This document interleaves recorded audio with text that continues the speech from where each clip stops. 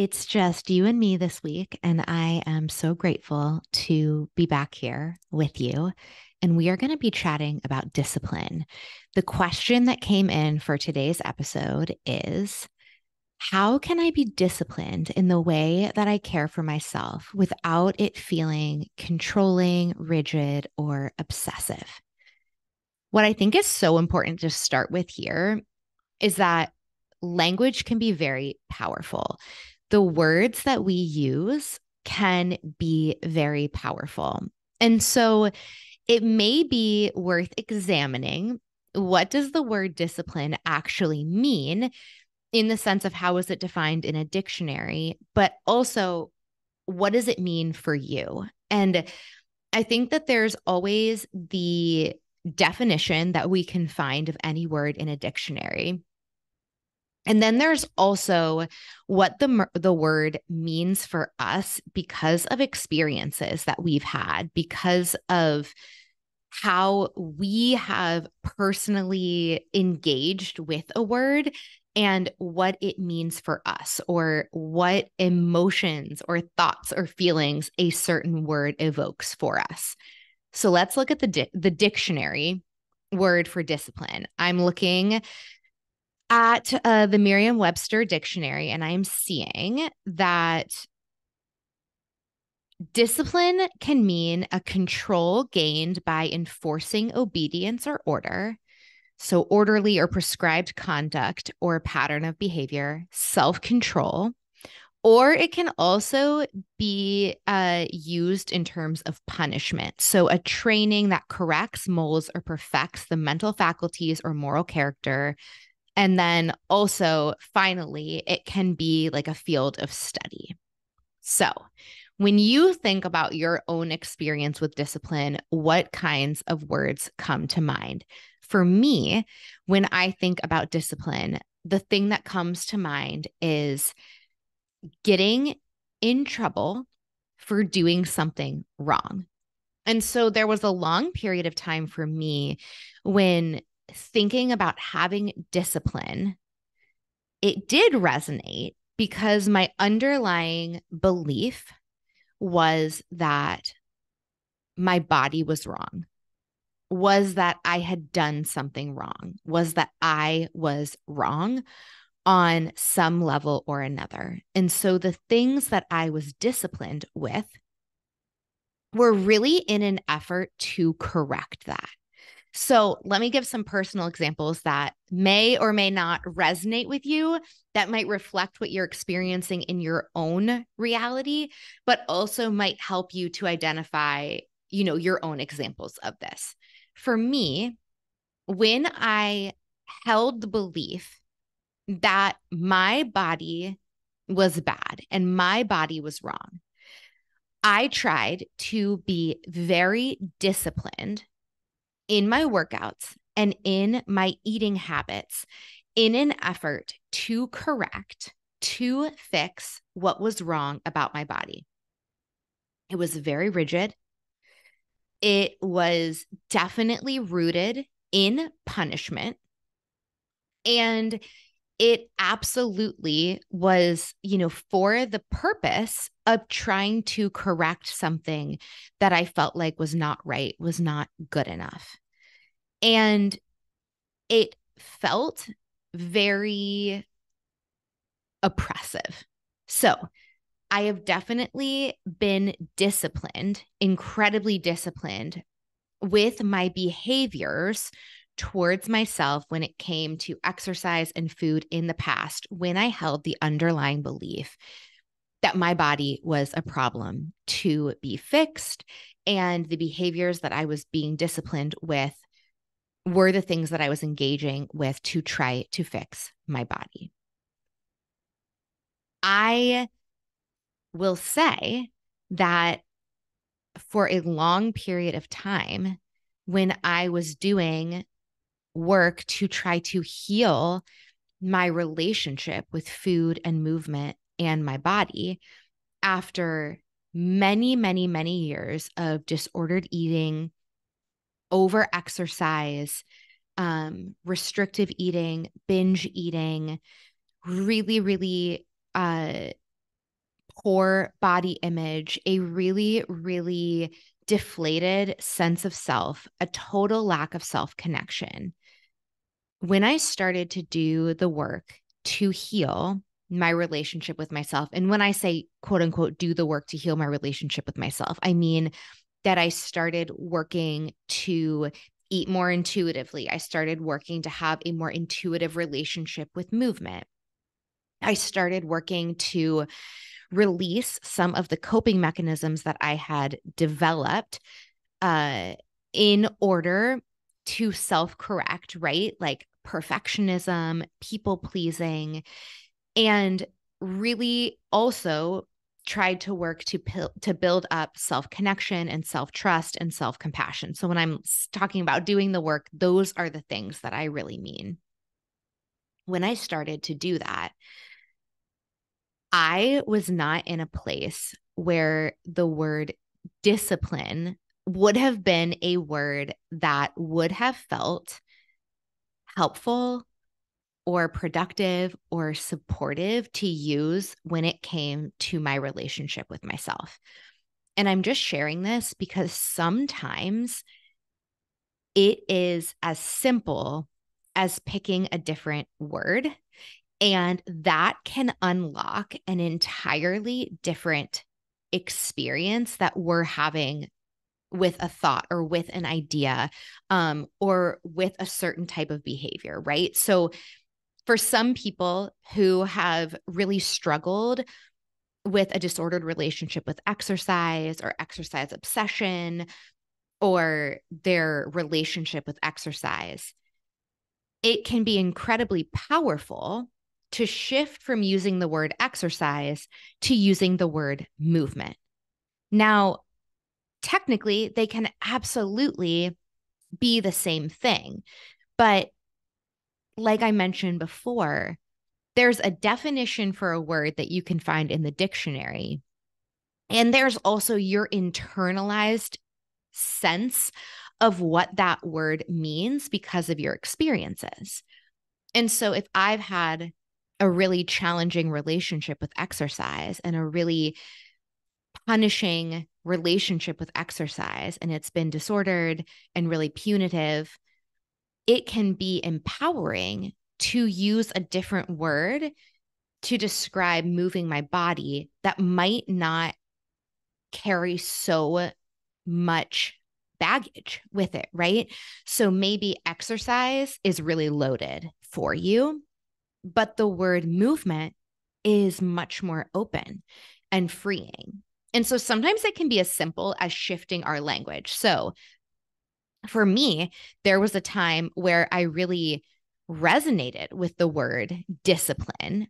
And that is because to me, discipline meant punishing punishing because something was wrong. I felt that my body was wrong, and I was trying to fix that through punishing my body with my eating behaviors and with my exercising behaviors. And so I was very disciplined with food and exercise in an effort to fix my body that I believed was a problem. Now, when I started to work on healing my relationship with myself and healing my patterns and behaviors with food and movement and different coping mechanisms, the word discipline was not a word that I would have felt comfortable, supported, or empowered to use at that time when it came to how I was taking care of myself. I needed to use different words at that time. A word that really resonated with me then and still does now, although I have come around to a new definition of discipline that I will share with you. But a word that felt really empowering for me then was consistency. I needed to learn how to be consistently showing up for myself in caring, respectful, and loving ways. So respectful consistency, caring consistency, loving consistency was very important for me. I was working on shifting my underlying belief system from my body is a problem to all bodies are good bodies, right? So it's no longer my responsibility to fix what is wrong, to fix the problem. It is my responsibility and privilege to get to take care of my body, which is already inherently a good body because all bodies are good bodies. And so for me, I was really working on shifting my framework from my body is a problem to be fixed, and everything that I'm doing needs to be an effort to fix that. And if it isn't an effort to fix that, then I'm doing something wrong on top of already having a body that's wrong, right? So it's just a big old pile of shame and then more shame and more shame. In this new framework that I was really working to deeply adopt as my own was this idea that my body is good, inherently good. I am inherently good. And it is my responsibility to care for myself and to respect myself through my behaviors consistently. And so I started to shift from seeing my behaviors and my actions towards myself as punishment to seeing them as opportunities to care for myself. And I repeated over and over and over again to myself and really tried to embody and live out that even when I don't feel in love with myself, I can still choose to act lovingly towards myself. So if I looked at a picture and I didn't like how I looked, or I tried on a pair of pants and they, fit tighter than they fit the year before, or I, said something and was like, oh my gosh, I wish I had said that differently. Any of the things that previously would have been evidence of, look, you are a problem to be fixed. I now saw as opportunities to say, even if I don't feel in love with myself, because feelings come and go, right? They're like waves. They can be fleeting, they're shifting. Even if I don't feel in love with myself in this moment, I still have an opportunity to act lovingly towards myself. And that is really where I started to connect with the word consistency, being consistent, consistently taking actions that were respectful towards myself, that were caring towards myself. And I think in this question that the word discipline could be replaced with consistency, right? So, how can I consistently take care of myself? How can I be consistent in the way that I take care of myself without it being rigid, without it being obsessive, without it being punishing? And so, I think there are a couple of things that are important to look at. Number one, the language that you use and what does it evoke for you? What does it bring up for you? And is there a different way of saying it that might help you to connect more with the feeling and with the experience that you are trying to have, right? So sometimes shifting a word can be the thing that we need to unlock new possibilities, to open us up. It can be so powerful, just like that shift from the word exercise to movement. Not that the word exercise is bad, but if it's loaded for you, movement might feel more supportive, might feel more empowering. If discipline feels really loaded for you, maybe the word consistency feels more supportive, feels more empowering in this moment. So, looking at the word, I think the second thing is looking at the underlying belief.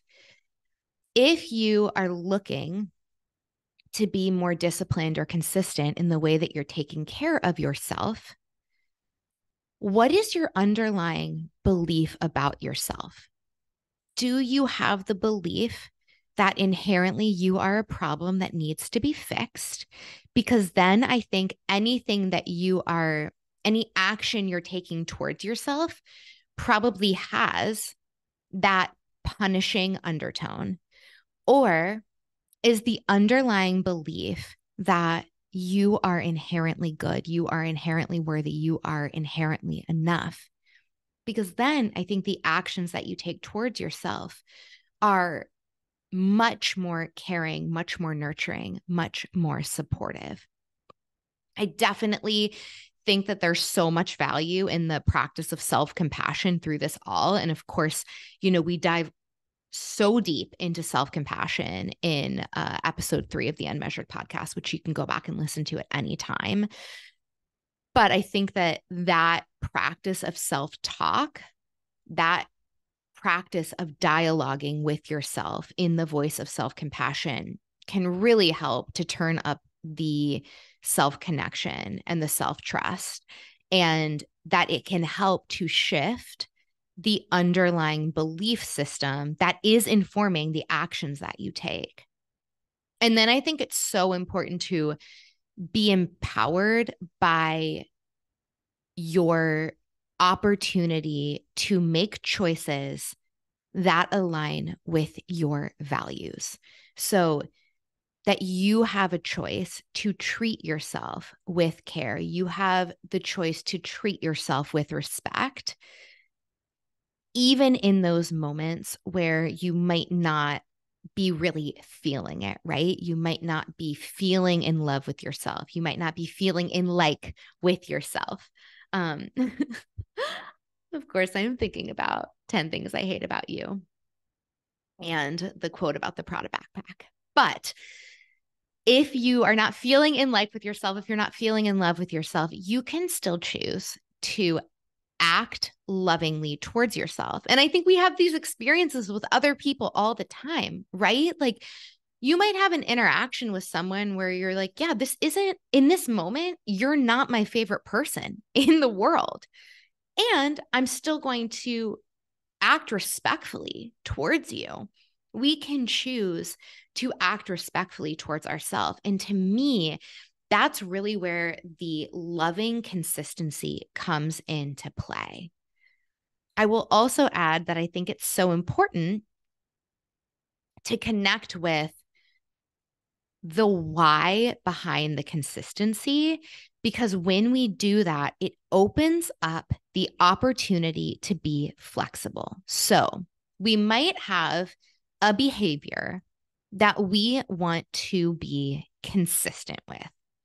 And let's just assume, for the purposes of this example, that there is a loving intention underneath it, right? You are worthy of care and respect, and you are inherently good enough, and you're not trying to prove that or fix that, right? But there's that loving intention underlying your relationship with yourself. And so you decide, hey, I want to treat myself with care and respect. Here is a behavior or an action that I want to take consistently.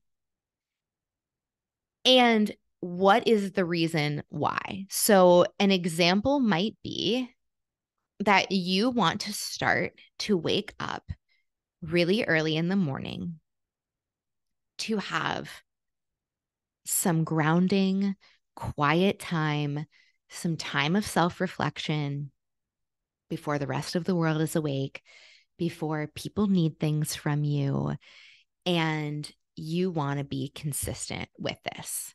And I think it's always worth asking ourselves, why do I want to be consistent with this? Or why do I want to be disciplined with this, right? Depending on what word, what language is resonating with you. Maybe you've come up with a completely different word here that you want to use.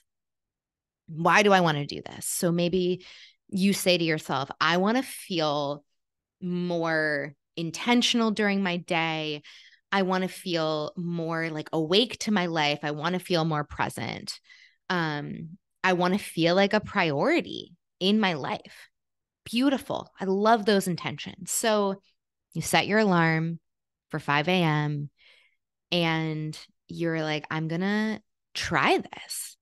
Anytime I decide that I'm going to be consistent with something, I always give myself a couple of weeks to do it. And then I'm always very, very intentional about checking in after a couple of weeks, because I think any new thing that you're being consistent with, like it can be a rocky start, right? Like if I'm setting my alarm for 5 a.m. for the first time and I'm used to waking up later than that, like the first day, I'm probably going to want to go back to bed.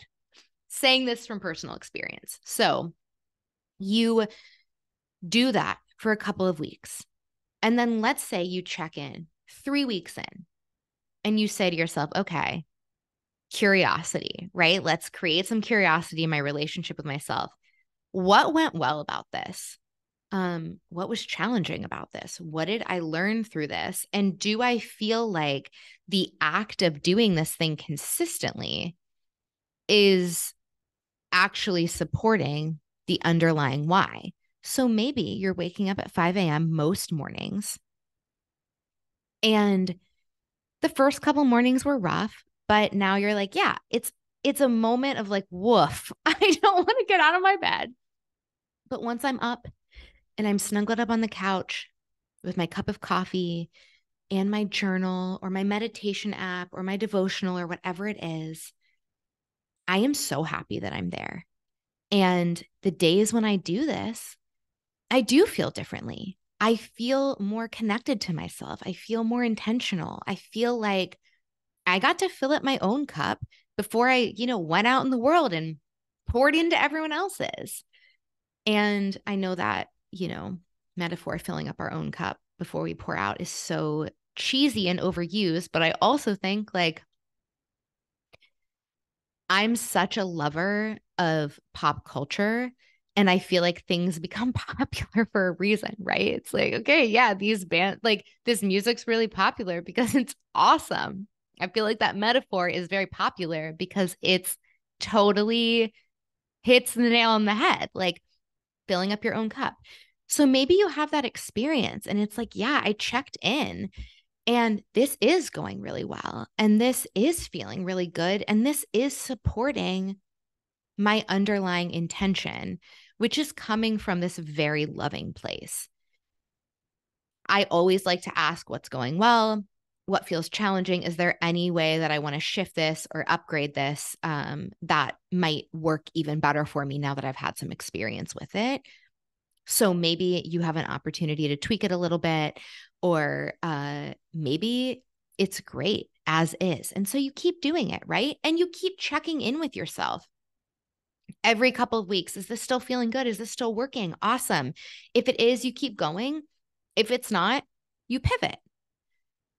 I think the chance to check in is so valuable because you might check in a couple weeks and say, wow, the whole point in me doing this was so that I would feel filled up, so that I feel like I get to meet my own needs before I'm out there taking care of other people. The reality is I'm freaking exhausted. Waking up at 5 is kicking my butt and I'm dragging myself through the day and I feel like garbage. Okay, well, like, let's not keep doing that thing then, because the behavior that you're being consistent with is not supporting, is not a vessel for that underlying intention. And so by having these check-in moments and saying like, this is not working, we give ourselves permission to be flexible and to change things up, because sometimes the behavior that we think is going to allow us to feel a certain way or to experience life in a certain way is not going to be the thing. Also, sometimes it is the thing for a little bit of time, and then something in our life changes. Like I use this example of these really early morning wake ups. For 2 years, when I was working at a startup, I was getting up most mornings at 5 a.m. I was making myself a cup of coffee. I was doing my unmeasured bar class in the morning. I was having some quiet time to myself, engaging in my movement practice. It was so valuable during those 2 years. It felt amazing to have that self connection early in the day. Moving my body is so important to me. And I knew that that was the time that it needed to happen in that season of life, or else it wasn't going to happen. And so I was like, this is really important to me. It's a priority for me. I want to carve out this space. And it worked really well. And it felt good. When I shifted from working full time at the startup back into full time entrepreneurship, when I had more flexibility in my schedule, when I was working from home, when I have now, I say when I have because it's happening right now, I have so much more alone time, more flexibility. I no longer wake up at 5 a.m. I tried to do it for a couple days and it was like instantly, it no longer felt good. It feels so much better for me now in this moment in time in my life, this season of my life, to do my movement practice later on in the day between Zoom calls, or more around like 9 or 10 in the morning. That's, always been my ideal time to move my body. And now I'm back in in this more flexible schedule where I can do that. It's such a great way, to connect with myself in between, connecting with private clients and creating content and all of that. And I'm able to find moments woven throughout my day to connect with myself, to have quiet time. And so I no longer need to wake up at 5 a.m. for that early morning time. There may be a future season in my life where that 5 a.m. thing is a behavior and a practice that I want to be consistent with again. And so I also think it's important to acknowledge sometimes we have an intention, we try a behavior, they do not line up. And so then we have to be open to pivot and to try something else. Sometimes they do line up for a period of time and then they no longer line up anymore. And so we have to be open and flexible and able to pivot. And I also think anytime we're talking about being consistent or having like loving discipline towards ourselves, with ourselves, it's not going to be quote unquote perfect. It can't be this all or nothing mindset, because all or nothing mindset is not a healthy mindset, right? So if we want to have healthy discipline or healthy consistency, we have to look at, is perfectionism creeping in here? And all or nothing mindset is a form of perfection. And perfection is a limiting belief.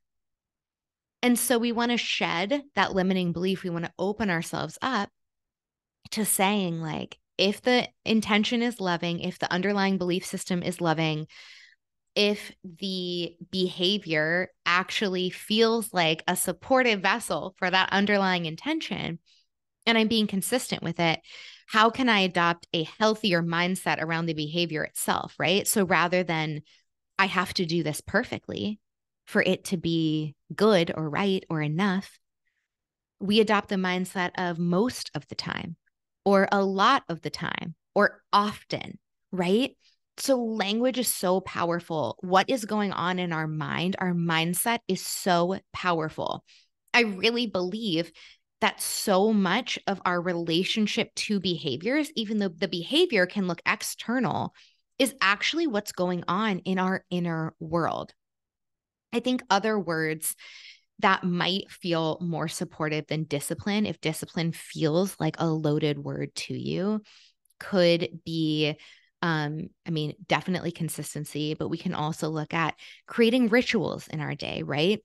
A ritual might be something that feels really supportive, thinking about like creating small rituals for yourself throughout the day and how you care for yourself. Routines, rhythms, I like those R words. I think those can all be really, really supportive when we're thinking about shifting the language. But I will say, that when we talk about discipline and making that word a word that can feel positive, I do think that there may be a time in someone's journey where they feel differently about that word. And I know for me, I can kind of use consistency and like loving, healthy discipline. I can interchange them now and it feels totally fine. Like it doesn't feel loaded. And I think that the reason for that is because of all the nuance and context that I just shared, right? That I understand um, that like flexibility is so necessary, that I understand that my body or who I am, like that I'm not a problem to be fixed, and that these things come into play. And when we think about the word discipline, that there is sort of this alternate meaning of it being like a study in something. I really think that when I think, that was a lot of things. We're doing a lot of thinking. When I think about discipline being a loving, healthy application of behavior, like in our relationship with ourselves, I think about it more in the context of a study. And it can in a way be like the study of yourself, right? Because we're bringing so much curiosity into this. We're bringing so much intention, so much curiosity, um, openness, the ability to be flexible and to pivot. You can try consistency with certain behaviors, and then you can learn about yourself, right? You're learning more about yourself, about what feels supportive for you in this season of your life, how to care for and respect and act lovingly towards yourself at this moment in time. And so when I think about things that I'm disciplined with in my life right now, this healthy, loving discipline, I definitely think about my movement practice. That's such a huge one for me. I think about getting outside in fresh air most of the time, right? I think about eating regularly, eating a variety of foods, eating foods that feel satisfying and nourishing to my body, getting good rest, connecting with people in my life who I really love and I really cherish. Um, Consistently like showing up in my work in ways that feel meaningful. These are the things that I think about, just a few of the things that I think about where I'm really practicing being disciplined with these things in my life in a way that feels really loving and healthy. And so I would encourage anyone who's wondering, how can I be disciplined in the way that I care for myself without it feeling like rigid or obsessive, to bring this nuance and to bring these layers into the way that you're thinking about it, and to know that if something is right for you right now, it doesn't mean that it always has to be the thing that feels supportive. Like there is the ability to pivot, there's the ability to change, to practice different things in the future. And also, just because you might see someone else being consistent or disciplined with a certain behavior in their relationship with themselves right now, and they say, being consistent with this thing is feeling so good. It's having such a positive impact on me, on my relationship with myself, on how I feel. That is so amazing. And because of everything that we just talked about, it doesn't mean that what is, an A plus in someone else's life, it doesn't mean that's going to feel like an A plus in your life. I could be sitting here talking with someone, and I have so many friends who this is true for, where they wake up really early in the morning. They wake up at 5 a.m. and they have their quiet time, and it feels amazing for them. And I think that is great. And what I say to myself is, good for them, not for me, right? Because when we think about discipline through this lens of a study, if we think about it as the study of ourselves, we always want to allow these habits, these behaviors, these practices to guide us back to ourselves and to really teach us more about ourselves in this season of life.